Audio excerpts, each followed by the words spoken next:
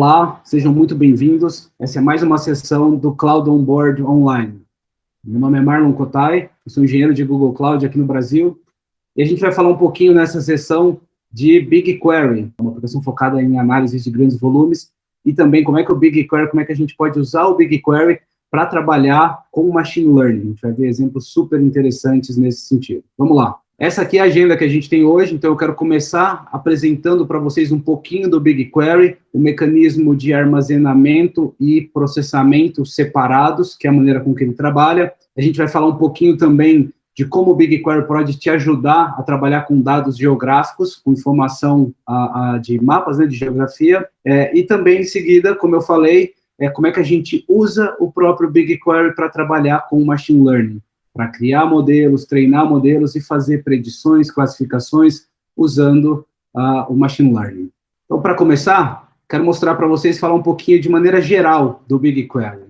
A gente usa bastante uma expressão que é chamar o BigQuery de gerenciado. Ele é uma aplicação, uma ferramenta totalmente gerenciada. O que isso quer dizer? Isso quer dizer que é uma aplicação sem servidores. A gente não enxerga os servidores, eu não preciso gerenciar servidores do BigQuery. Isso fica transparente para mim. Simplesmente eu faço uso dessa aplicação, trago os meus dados e uso o BigQuery para fazer consultas e entender as minhas informações que estão lá. Ele tem um modelo de precificação bastante flexível, baseado em armazenamento e processamento. Por padrão, por default, a gente já trabalha com criptografia de todos os dados e bastante funcionalidades para garantir segurança dos acessos, das informações, assim como governança desse ambiente inteiro. A gente também vai ver um pouquinho dessa capacidade de trabalhar com dados espaciais e, claro, sendo um grande repositório de dados, BigQuery é o lugar ideal para eu usar como fonte de dados dos meus modelos de Machine Learning e de Business Intelligence, que são as minhas análises mais tradicionais. O que a gente tem aqui agora é um exemplo de arquitetura de data warehousing, ou um pipeline de dados, como a gente diz em alguns lugares também, onde o BigQuery é um componente importante dessa arquitetura. Quero explicar para vocês desde a esquerda, onde a gente captura os dados, e eu tenho aqui duas formas de captura. Na parte de cima da esquerda, eu estou tratando eventos em tempo real, ou streaming de dados. E na esquerda, a parte de baixo, a gente está trabalhando com uma carga em lote, ou em batch, como a gente diz em vários lugares também.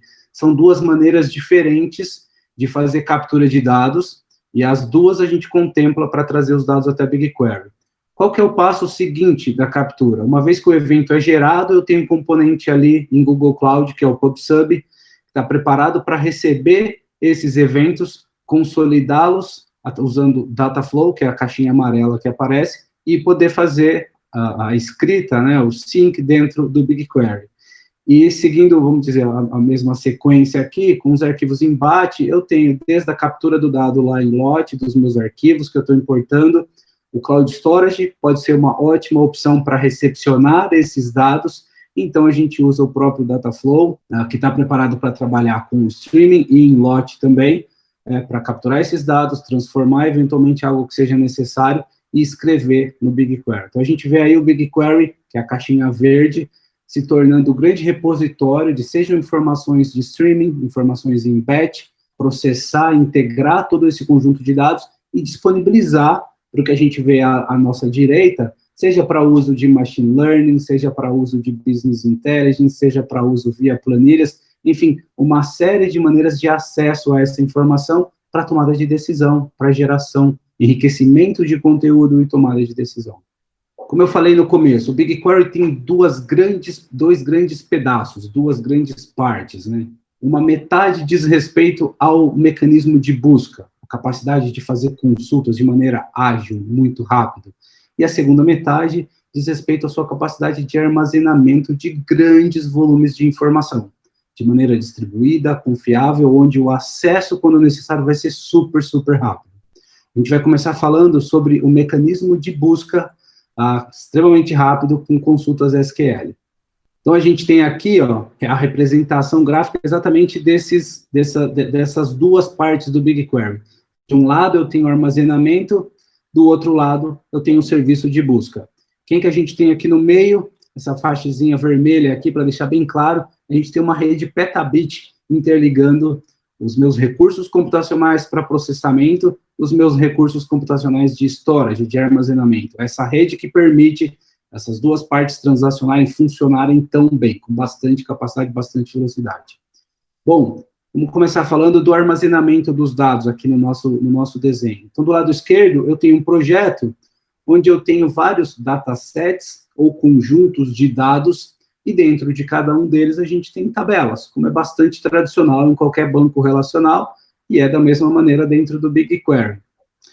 Essa arquitetura toda de tabelas, né, todo esse conjunto de informação, ele é armazenado dentro do Google Cloud, numa plataforma que nós chamamos Colossus.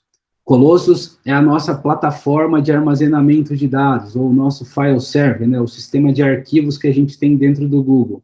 Para os mais interessados, talvez já tenham ouvido falar do GFS lá no passado. O Colossus é a versão mais recente, atualizada, aquele que foi o GFS no passado. A gente tem desse lado todo o armazenamento, e essa arquitetura está super preparada para receber grandes volumes de dados, seja em batch, seja em stream. Então, ela tem uma capacidade muito grande de recepcionar esses dados, trabalhar e está pronta para entregar, está pronta para permitir análises com a parte da direita, que é o que a gente vai falar agora. Então, da esquerda a gente fala de como é que o dado é armazenado, na direita eu tenho exatamente a parte do processamento, como é que eu faço consultas no BigQuery. Como eu já acabei falando, o BigQuery é um banco de dados relacional, então ele usa SQL padrão, a gente pode escrever consultas como essa que aparece aqui na tela, de várias maneiras. A gente pode usar a interface do BigQuery, né, na web, a gente pode usar a linha de comando, usando lá um BQ para começar qualquer comando do BigQuery. Claro que a gente ainda tem uma API, e a gente pode escrever chamadas dessa API com uma série de linguagens computacionais. Se a gente pensar em outras maneiras de acesso a dados, que outros tipos de informações eu consigo acessar, essa consulta SQL que a gente escreve no BigQuery, eu posso acessar as tabelas que estão ali no BigQuery, mas eu posso ir além. A gente vai ver um pouquinho mais daqui a pouco. Se eu tenho arquivos lá no meu Google Cloud Storage, eu posso acessar esses arquivos CSV, por exemplo, diretamente através do BigQuery, ou eventualmente outros bancos de dados que estejam aqui em Google Cloud. Eu posso fazer essa conexão direta, usar a interface BigQuery para fazer uma consulta federada, a expressão que a gente usa, a essas outras bases adicionais. A gente tem um exemplo aqui de uma query SQL padrão. É importante lembrar, a gente está falando de SQL tradicional, que vai funcionar em qualquer banco de dados.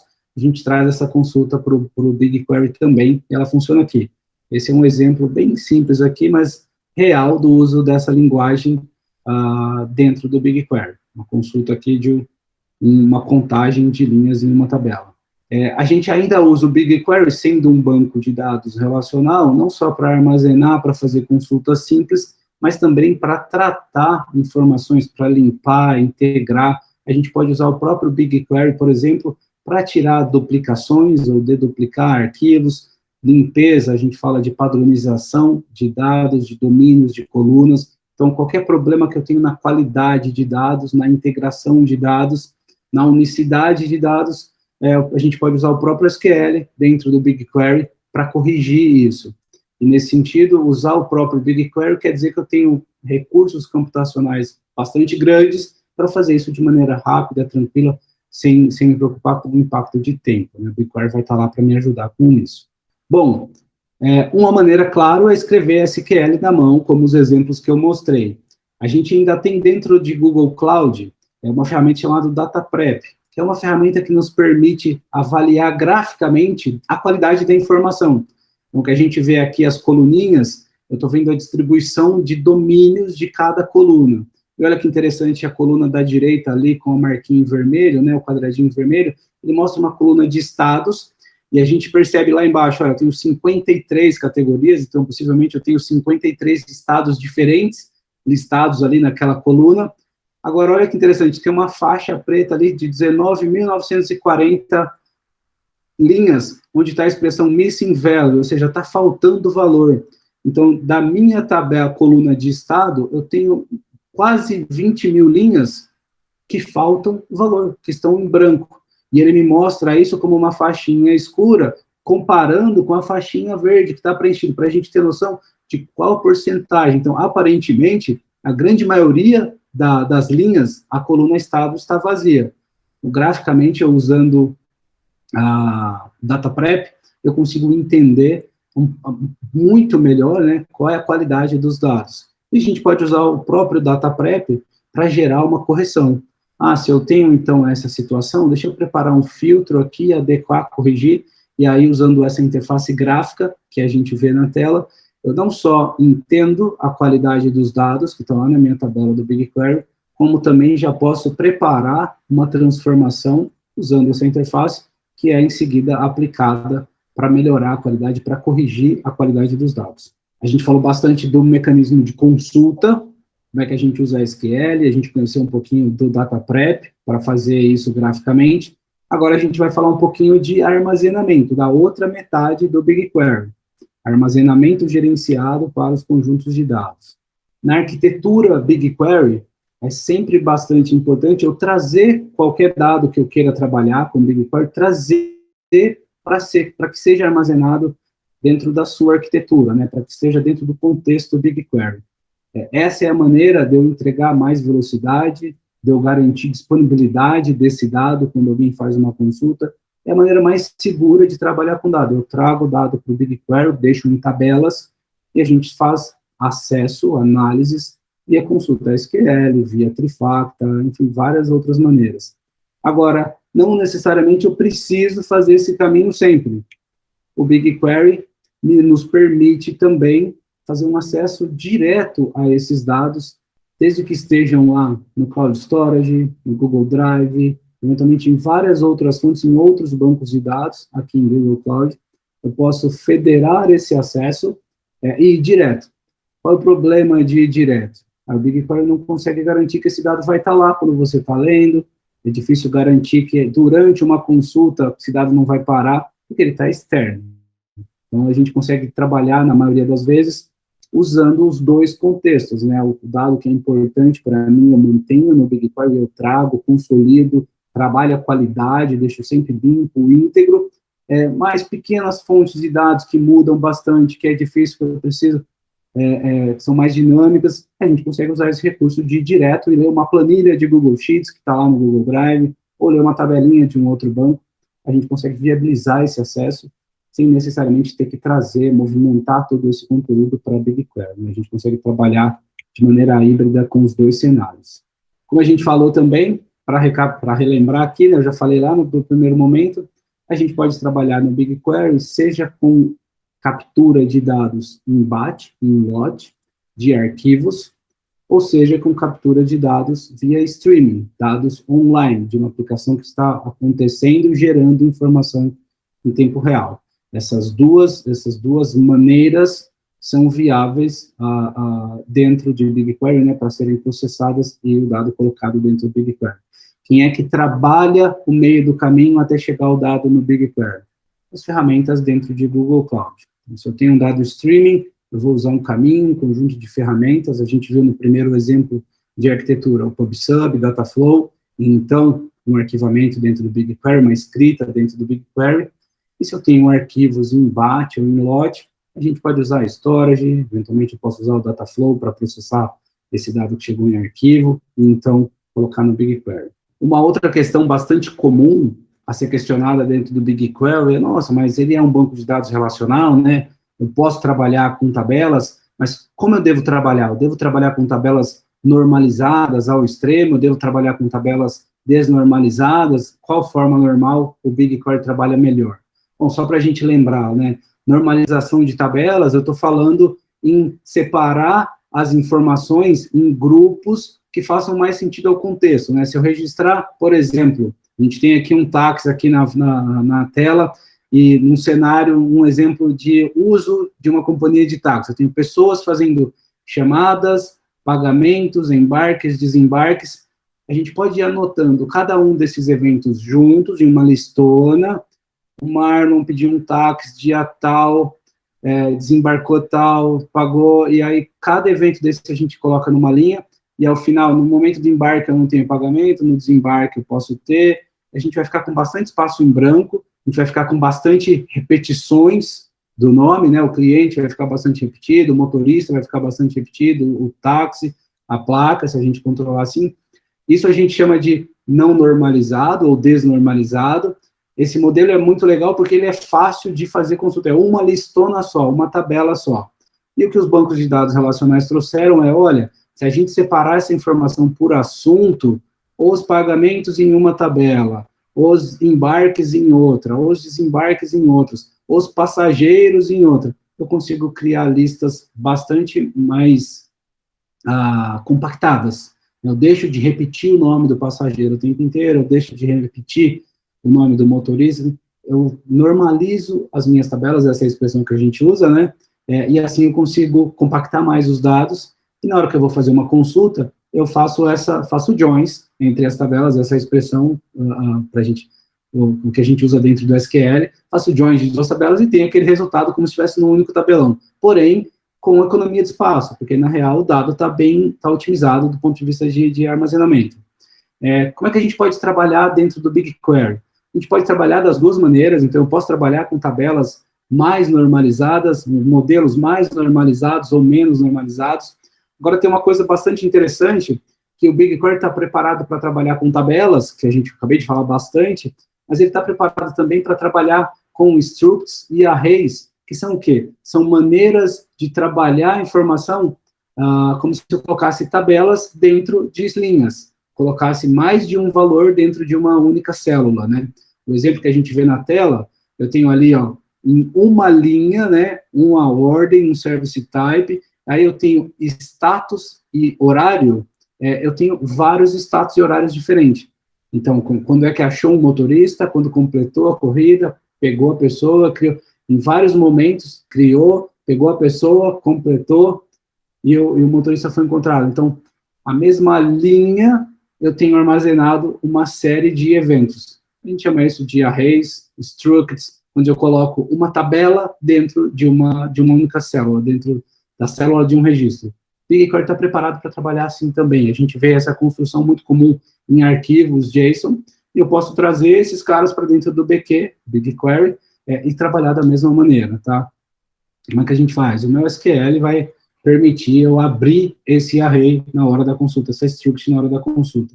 A gente vê aqui nessa tela do lado direito, ó, eu tenho uma lista de campos de uma tabela, e tem lá o campo evento, que é o quarto campo, ele é um registro, mas ele tem dentro dele status e horário, assim como eu tenho pickup, outro campo que tem latitude e longitude. Então, dentro de um único campo eu tenho dois, e a gente consegue organizar, é como se eu estivesse fazendo um join dentro da mesma tabela, não tem um tabelão só, com os joins feitos ali dentro já. Outra maneira de trabalhar e otimizar o armazenamento. Tá? Com BigQuery, a gente pode trabalhar das duas maneiras. Ou normaliza, ou trabalha com as tabelas, com esses campos alinhados. Outra maneira da gente falar. Bom, a gente acabou de conhecer um pouquinho do BigQuery, a gente entendeu que ele é composto de duas partes bem importantes, processamento e armazenamento, e a gente viu como é que essas partes trabalham juntas, porque é legal trabalhar dessa maneira. Eu quero falar um pouquinho agora das capacidades de trabalhar com dados geográficos, uma grande capacidade do BigQuery também, que eu não preciso trazer ferramentas adicionais para entender dados geográficos que eu tenho armazenado dentro das minhas tabelas. Então, olha só para a gente ter uma ideia, ó, essa é uma consulta SQL, eu estou trabalhando com dado de latitude e longitude, e eu tenho funções do BigQuery já preparadas para trabalhar com esses dados. A gente chama de funções de GIS.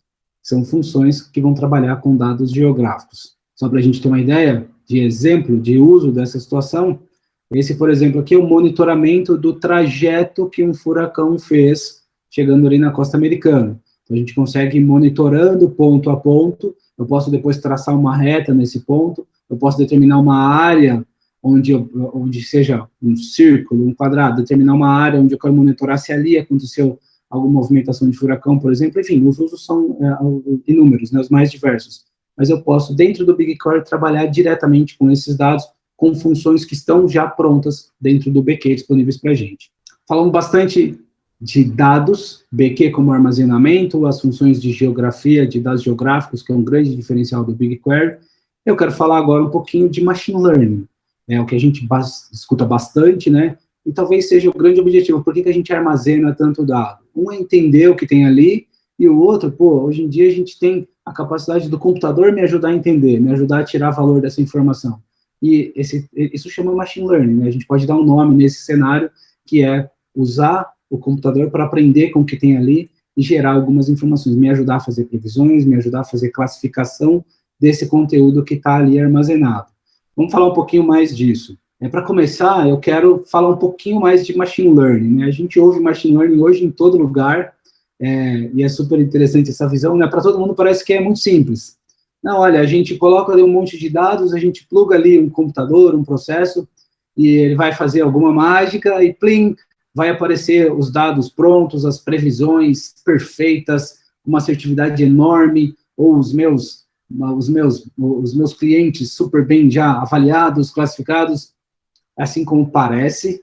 E, na verdade, a gente tem um processo bem mais passo a passo, né, e bastante detalhado, principalmente na organização de dados. Então, quando a gente fala de fazer o machine learning lá no finalzinho, ele depende de um nascimento, de uma captura de dados extremamente bem feita.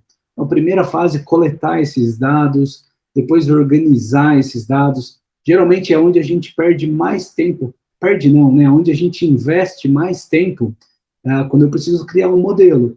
Eu preciso garantir que os meus dados estejam limpos, coesos, e que sirvam de exemplo para serem usados pelo machine learning. Então, a gente precisa deixar o dado muito bem preparado.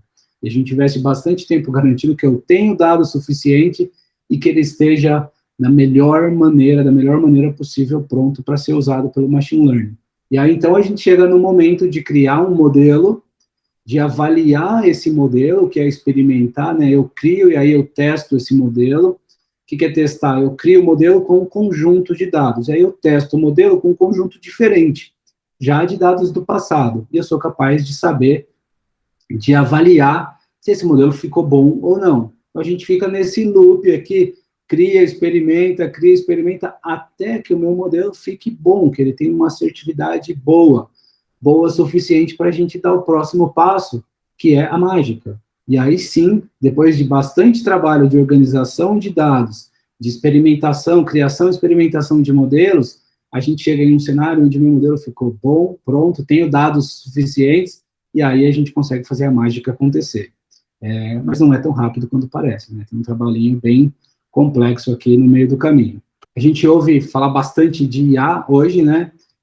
E talvez muitas vezes, em muitas dessas situações que a gente ouve falar de machine learning, a gente vê o trabalho com imagens, com áudio, transcrições, ou lá o Gmail que me ajuda a completar a frase.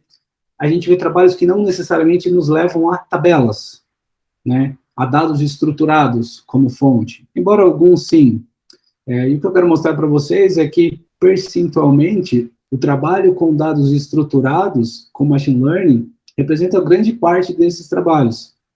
Os modelos de ML mais comuns que a gente opera no Google são exatamente modelos que trabalham com dados estruturados. Aqui, a grande maioria, mais da metade do que a gente tem implantado, trabalha com dados estruturados, dados que estão em tabelas, arquivos e tudo mais. Quando a gente fala machine learning, o que a gente está falando propriamente, né? Por bastante tempo, a computação dependeu de alguém programar, de alguém criar uma lista de instruções para o computador fazer. E aí a gente precisa ter alguém que seja capaz, competente de criar essa lista de instruções da melhor maneira, de modo que vá a chegar a atingir um resultado esperado. Quando a gente vem para o machine learning, essa coisa muda. Eu não preciso mais do programador, de alguém super preparado para enviar, para criar essa lista de instruções. O que a gente vai fazer é entregar para o computador uma série de exemplos e ele vai gerar essa lista de instruções. É mais ou menos como se, ao invés de alguém criar a fórmula, que vai funcionar em vários cenários, a gente entrega para o computador uma série de exemplos de dados e ele vai gerar essa fórmula. A gente nem precisa ficar sabendo de como é. Muitas vezes é importante a gente conseguir entender para avaliar e buscar melhorias, mas em muitos cenários, que essa fórmula, esse modelo, seja criado pelo computador, mantido por ele, e a gente nem precisa ter tanto detalhe assim. Então, essa é a situação do machine learning. A gente não define mais a fórmula, a gente só entrega exemplos.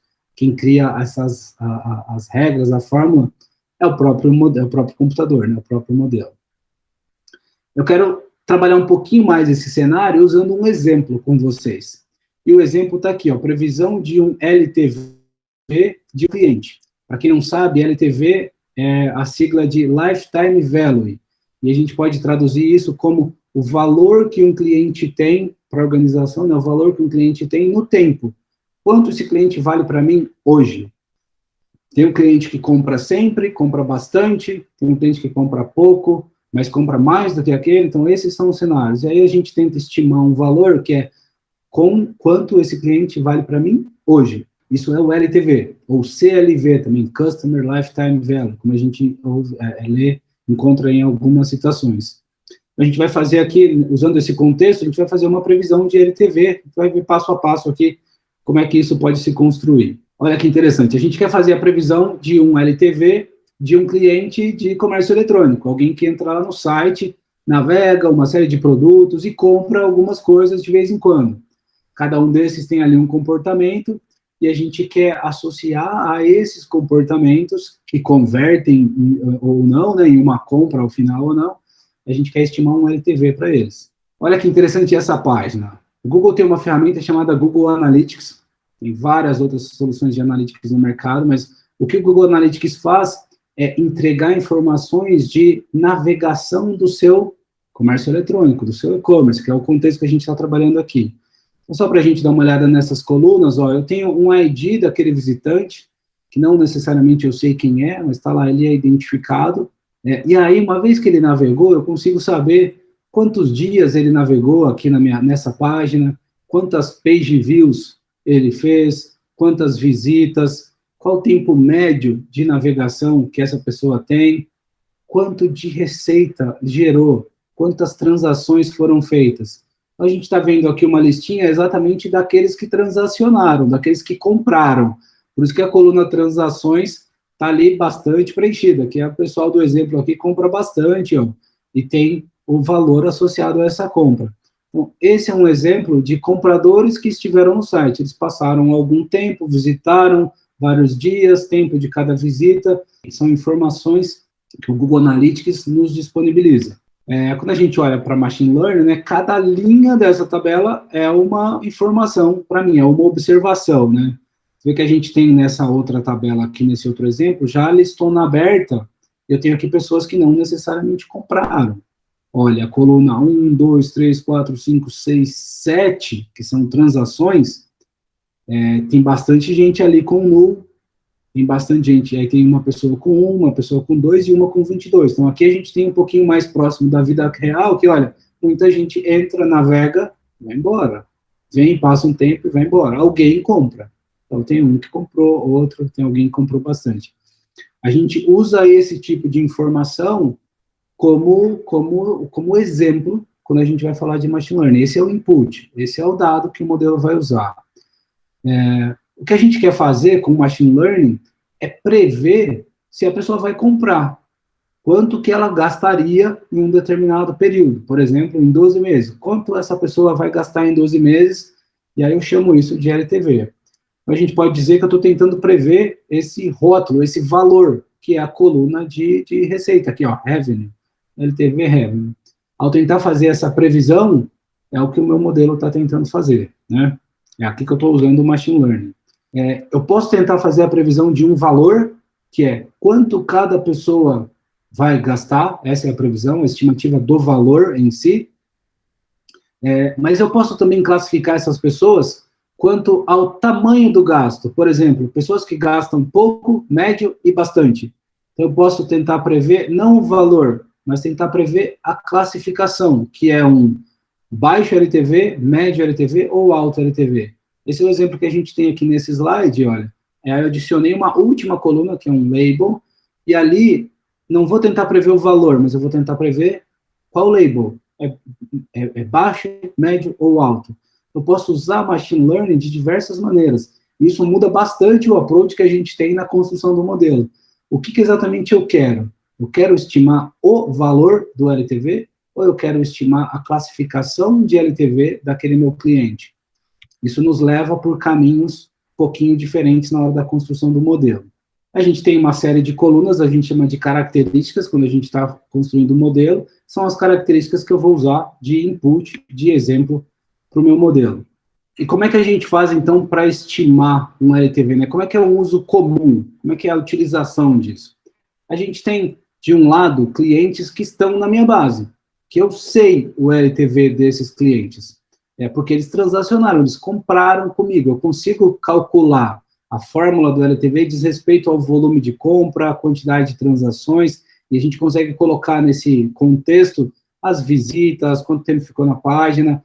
Para aqueles que compraram, eu exatamente tenho essa informação e sou capaz não de prever, mas de calcular o LTV. O que acontece com um cliente novo que está navegando no site? Eu não sei quem é, ele nunca esteve, é a primeira vez. Como é que eu vou estimar o LTV dessa pessoa, ou que ela está lá navegando, já passa bastante tempo, mas nunca transacionou? Então, a gente tem aqui dados que são de pessoas desconhecidas, né? Desconhecidas, porque eu não tenho tanta informação. Como é que a gente pode trabalhar com o LTV para conseguir fazer essa estimativa? Como é que eu trabalho com o ML para tentar estimar o LTV para essas pessoas? E aí, então, a gente sai do uso de regras, da função, da fórmula de LTV, que eu calculo dos clientes existentes. Para os que eu não conheço, eu vou usar o modelo para tentar inferir um valor. A gente vai ver isso aqui bastante detalhado. Para aqueles que eu conheço, que é essa parte de cima em vermelho, eu sei exatamente, por exemplo, quais colunas impactam no cálculo do LTV e qual o peso dessas colunas no cálculo do LTV. Então, eu consigo usá-las e calcular. Tem pessoas que eu não tenho esses valores, né? Eu não tenho esse contexto todo detalhado, são para quem eu quero estimar. Eu vou usar exatamente, não os valores deles, mas os perfis dessas pessoas, e aí o modelo me ajuda a fazer essa estimativa. Para a gente revisar um pouquinho, terminologia de machine learning, né? Bastante interessante.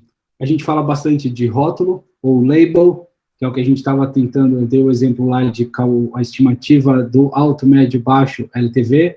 A gente pode estimar um valor em si, ou a gente pode estimar uma classificação. Como eu falei, a gente segue dois caminhos diferentes quando a gente tenta fazer isso. As colunas da tabela que a gente usa como input de leitura, a gente chama de características. Quando a gente tenta criar uma fórmula para entender os meus dados e poder fazer previsões, essa fórmula é exatamente o modelo que vai fazer essa previsão, dá para fazer essa associação como se fosse uma fórmula. Esse modelo existem vários tipos de modelos, a gente vai falar um pouquinho em seguida. Como eu disse, se eu quero prever um número ou um modelo, se eu quero prever uma classificação, eu uso outro modelo, e assim segue em vários momentos. Chegar na fórmula ideal, na melhor fórmula que prevê mais corretamente, é difícil a gente acertar de primeira, e o caminho é fazer treinamentos. Eu entrego um exemplo de dados, eu treino, vejo se os pesos das colunas ficaram bons, se as colunas que eu achei, ou as características que eu achei importantes, são realmente importantes ou relevantes ao cálculo desse modelo. Então, a gente vai fazendo bastante treinamento, ajusta o peso desses parâmetros e faz avaliações, aferições, para entender a qualidade do meu modelo.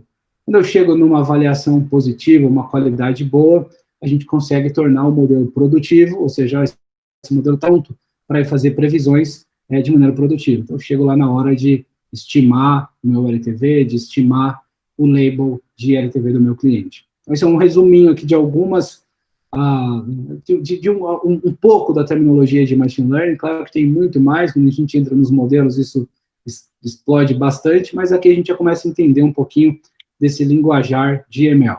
Bom, como eu falei, né, a gente pode ter vários modelos, e aí eu quero colocar aqui um resuminho de alguns tipos de modelos e que situações que a gente vai usar cada um deles. Cada caso vai nos levar a um modelo específico, um modelo diferente. E aí eu quero começar aqui, de cima para baixo, com a primeira das questões, né? Eu falei bastante aqui na nossa sessão de hoje, de usar dados de exemplo. E a primeira pergunta é essa: eu tenho uma resposta histórica, né? Eu tenho um exemplo de dados para trabalhar. Se eu tenho um exemplo, a gente pode chamar essa modelagem de machine learning de supervisionada, que eu passo um exemplo para o modelo e ele vai usar isso como parâmetro para gerar. Passo isso para o meu engine e ele vai gerar um modelo a partir desse histórico. Se eu não tenho, o trabalho é diferente. Então, a gente chama aqui de supervisionada se eu trabalho com histórico e não supervisionada se eu não trabalho. Se é não supervisionada, a gente vai usar uma linha de clusters para a criação desse modelo.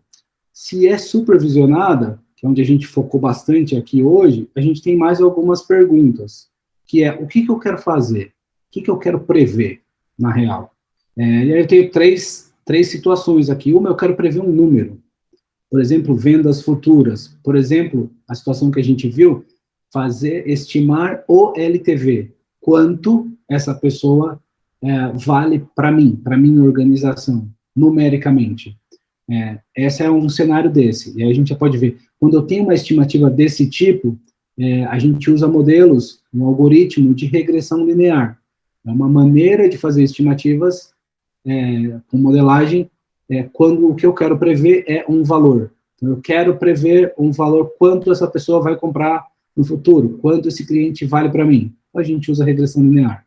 Qual um outro tipo de problema? Eu quero classificar alguma coisa. Então, eu quero prever um label para a pessoa. Por exemplo, a gente viu no nosso contexto, no nosso exemplo aqui, classificar um cliente como baixo, médio ou alto LTV. Então, eu quero classificar essa coisa dentre 3 opções. Quando eu quero classificar essa coisa, a gente tem 2 grandes grupos. Se essa classificação é binária, a gente pode chamar de uma classificação simples, que ele é ou de um jeito ou do outro. Por exemplo, essa pessoa tende a comprar ou ela tende a não comprar? Esse cliente retorna, né, ou ele não retorna? Quando a gente tem essa classificação binária, eu posso usar uma regressão logística simples. Ele é capaz de fazer classificação de 2 opções, ou um ou outro. Se a classificação que a gente quer fazer é um pouco mais complexa, por exemplo, eu tenho mais itens para serem classificados, né? Como no exemplo que a gente usou, LTV baixo, médio e alto, são 3 opções. Eu não uso uma regressão logística simples, a gente usa uma outra regressão logística mais complexa, onde eu posso trabalhar com vários labels de target, tá? A gente chama aqui de multiclasse. E eu ainda tenho um terceiro item, que é quando eu quero recomendar alguma coisa. E aí, por exemplo, quando eu quero recomendar um produto. Então, eu olho o histórico, a partir do histórico eu quero fazer uma recomendação de produto para cada cliente, por exemplo. E aqui a gente começa a esticar bastante o problema, que é, por exemplo, eu preciso entender o comportamento para chegar nos melhores, num perfil, para ver o melhor produto. E a gente chama que eu tenho uma faturação de matrizes aqui, onde a minha previsão ela é bem mais complexa que os 3 modelos anteriores que a gente mostrou, tá? Então, esse aqui é um guia super, super simplesinho, só para a gente começar a entender um pouquinho mais que caminhos que a gente faz quando eu vou trabalhar com machine learning. A gente falou bastante, deu um exemplo, mas aqui eu já começo a olhar um pouquinho de estrutura, que uma regressão linear é uma coisa, uma regressão logística é outra, uma regressão logística simples ou mais complexa, depende do que eu quero fazer, eu uso um caminho ou outro, e há uma série de outros algoritmos também disponíveis. Depende do que eu quero fazer. Bom, tem aqui uma perguntinha, vamos fazer um trivia aqui, umas questões para ver se vocês conseguiram pegar esse finalzinho aqui, principalmente a parte de machine learning. Olha só, primeira pergunta, qual modelo eu devo usar se eu quiser prever o valor das vendas do próximo mês?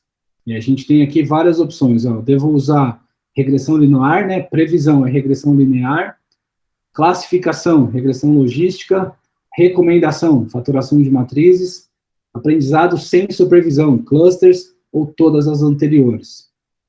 Para quem ouviu aqui o último slide, né, a gente já sabe que para prever um valor, quanto essa pessoa vai comprar o próximo mês, a previsão é o item 1, que a gente usa uma regressão linear. Vamos para o próximo. Qual modelo eu devo usar se eu quiser prever se um usuário fará ou não uma compra? E aqui ele vai fazer ou não fazer. A gente quer prever entre 2 coisas, né? que é isso? Isso é uma previsão, regressão linear, uma classificação, regressão logística, uma recomendação, fatoração de matrizes, um aprendizado sem supervisão, ou todas? Claro, né, para quem estava aí, conseguiu pegar que é lógico aqui que é uma regressão logística simples, que eu tenho só duas opções. Ele vai comprar ou ele não vai comprar de novo. Na hora que a gente tentar prever o tipo de produto, aí a gente tem uma regressão logística mais complexa, que a gente sai de duas e vai para várias opções, tá? Bom, na maioria das vezes, quando a gente fala em criação de modelos de machine learning, vem à nossa cabeça a necessidade de um cientista de dados, e aquele fluxo que a gente viu no comecinho, organização de dados, captura, organização, criação de modelo, treino, ele leva bastante tempo, é complexo. Eu tenho uma pessoa programando, criando modelo, usando aqui um framework de criação de modelo, por exemplo, um TensorFlow. Sempre que a gente fala de machine learning, eventualmente a gente tem essa noção de algo complexo, demorado, difícil, onde eu dependo bastante de especialistas da área, né, de especialistas que estão prontos para trabalhar com essa informação. A gente vai ver que não necessariamente a gente precisa ficar preso nesse contexto.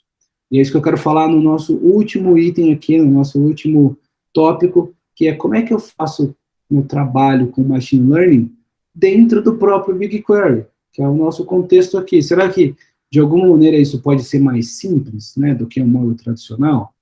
Esse slide aqui mostra uma coisa bem interessante, que é as diferentes maneiras de trabalhar com machine learning. A gente tem do lado direito, ó, só peguei aqui porque eu acabei de falar do TensorFlow, a maneira de criar machine learning na mão, codificando, com um cientista de dados trabalhando, com bastante liberdade de personalização, de customização para a necessidade. Então, aqui a gente tem uma personalização ao extremo, mas, claro, isso traz junto alguma complexidade, a necessidade de conhecimento técnico bem específico. A gente consegue fazer tudo isso no Google Cloud, mas eu tenho essa necessidade de conhecimento mais técnico.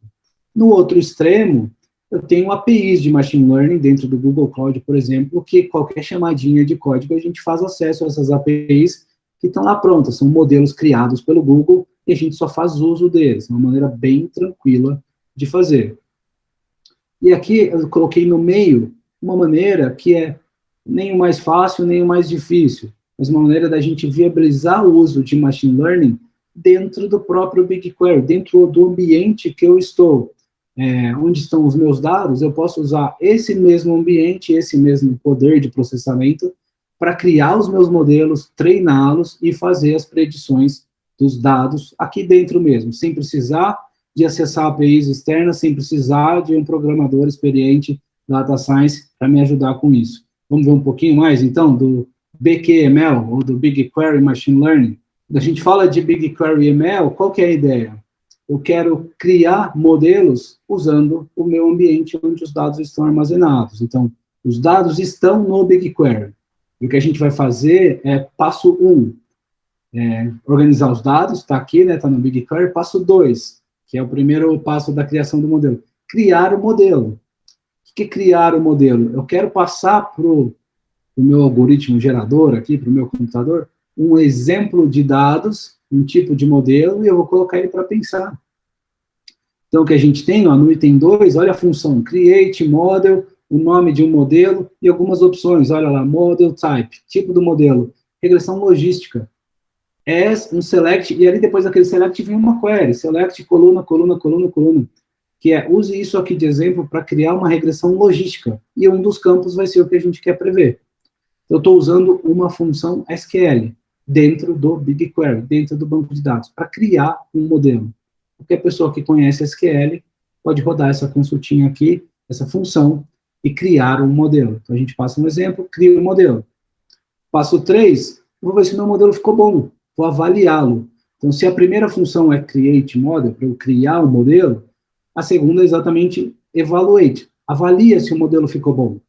Então, a gente vai olhar um modelo existente e vai avaliá-lo. O que essa funçãozinha faz é, olha um modelo existente e me fala se ele ficou bom. Avalia se a fórmula que esse modelo gerou, né, que fez esse modelo existir, se ela é boa, se ela funciona, se ela é capaz de fazer previsões assertivas. Isso é o que o Evaluate faz. Então, ainda dentro do BigQuery, depois de criar, a gente avalia se a qualidade está boa. Se a qualidade não está boa, a gente volta para o item 2 e melhora, adiciona mais colunas, mexe na qualidade dos dados, tira aquela coluna que não estava impactando o modelo, coloca uma que deve impactar mais, muda a cardinalidade, muda os domínios dos dados, tem várias coisas para a gente trabalhar a informação para deixar o dado preparado para impactar o modelo. Aí a gente volta no passo 3 de novo e avalia, ficou melhor? E a gente fica nesse loop 2 e 3 até eu ter um modelo bom, com uma assertividade razoável que já seja suficiente para aquilo que eu preciso. O modelo está bom? Então a gente pode ir para o próximo passo, para o 4, e fazer as previsões, as classificações. Eu vou olhar, por exemplo, para uma tabela que eu tenho de clientes, e eu vou fazer um predict, um ml.predict, daqueles clientes para estimar o LTV, por exemplo, uma coisa que a gente pode fazer.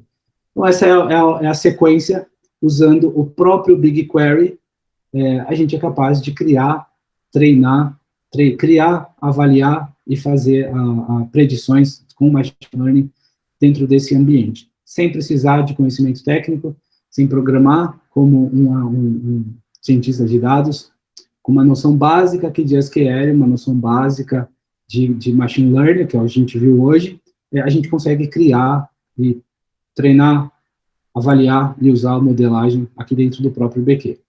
Bom, os bastidores de tudo isso, a gente tem o BigQuery trabalhando toda a infraestrutura de processamento, garantindo que a gente tem ali a capacidade de treinar o meu modelo, treinar o modelo que a gente criou.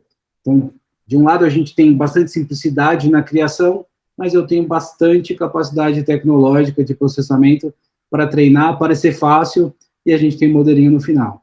A gente pode fazer esse treinamento de uma maneira bastante automatizada, bastante padrão, usando padrão, e simplesmente 2 linhas de comando a gente cria e treina um modelo, ou a gente pode ser mais participativo, parametrizar a criação desse modelo de uma série de maneiras, né, definindo o algoritmo, claro, definindo se eu quero deixar por conta do BigQuery ou se eu quero definir que é o que é um conjunto de dados de treino, um conjunto de dados de avaliação, taxa de aprendizado que ele vai usar para chegar no melhor modelo.